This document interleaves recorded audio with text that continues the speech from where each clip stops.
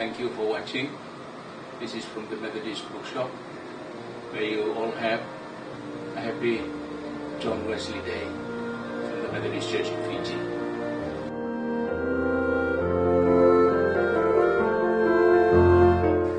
Thank you for this opportunity to again share the life of John Wesley.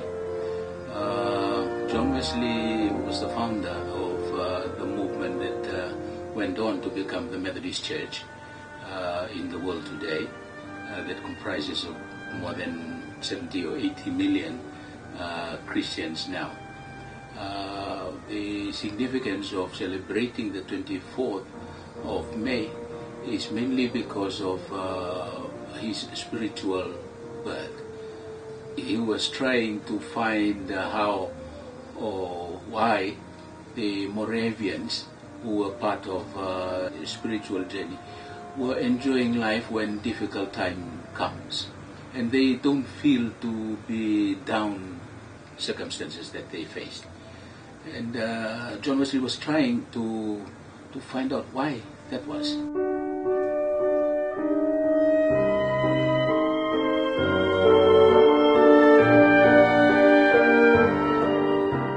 1738, while part of a Bible study at airport, or that Elders Gate Street, they were going through the preface of Luther on how to be a Christian, so what is a Christian. And then when they were going through that, especially chapter 1 verse 16, he came to a realization that that was what Christianity is all about. So he was touched and convinced that it was not his righteous doing, it was not all that he attempted to do in order to be a good Christian. It was the grace of God, and it was through faith that he admitted on that day that he was saved, that he was a son, a newborn Christian.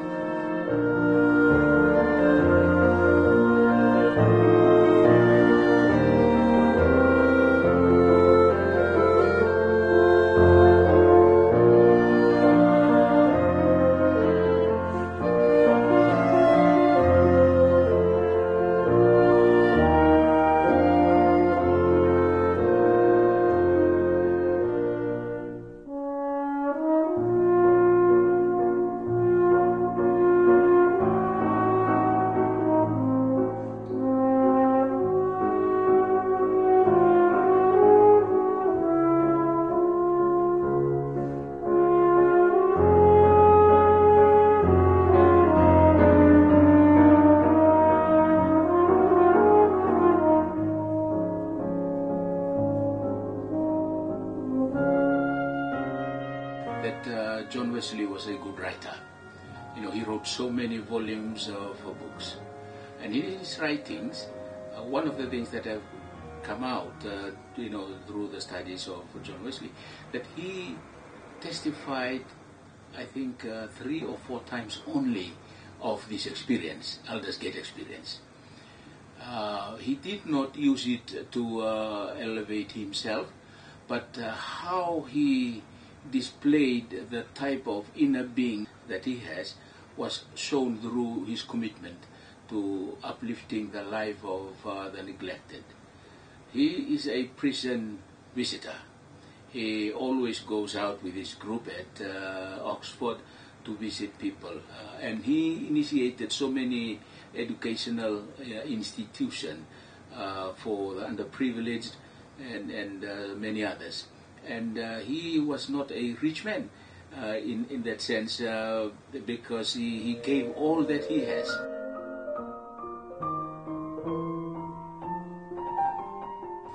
Some type of investigation that usually done during those days to investigate who are the rich ones in Britain. And the way they do that is to count the silver possessions that they have. And when it came to John Wesley, how many silver possessions do you have? And he showed them, I have two. Yeah. These were two teaspoons, one in Bristol and one at Epworth. Those were his own possessions. And all that he had, gained from wages or whatever they give him, that time was given out to the poor and to the underprivileged. And his first pay was £28 a year or a month. He went on to 30 and beyond, and his expense stayed at 28 right through his life.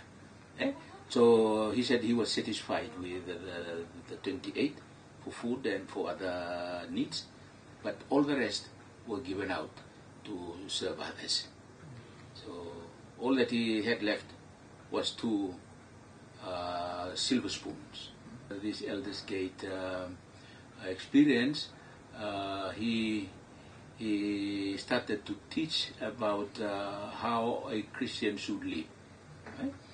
How should we live out all this inner happiness, inner joy that we have, that we are a forgiven sinner. And how to do that was 3 simple rules, and he called them general rules.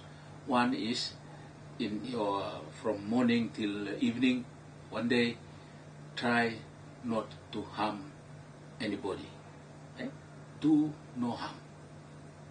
And secondly, to try that particular day or every day of your life to always do good. And thirdly, to stay in touch or in love with God. So he said, if only Christians do that, in daily life, wake up in the morning and before you go to sleep at night, have I harmed anybody? Have I done good to anybody? To anybody? How have how was I connected to God today? And those are the times that you can confess. But next morning you try to do the 3 basic or general rules. Those 3 general principles or general rules is a good one for this year, especially because we are now hearing preachings of political parties coming up with this and countering stand from another political party.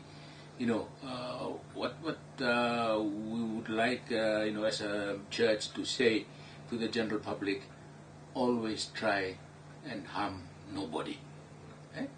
To harm nobody in terms of speech, in terms of the way you live your life, not to harm anybody, because it looks as if some of these attacks are done to harm people.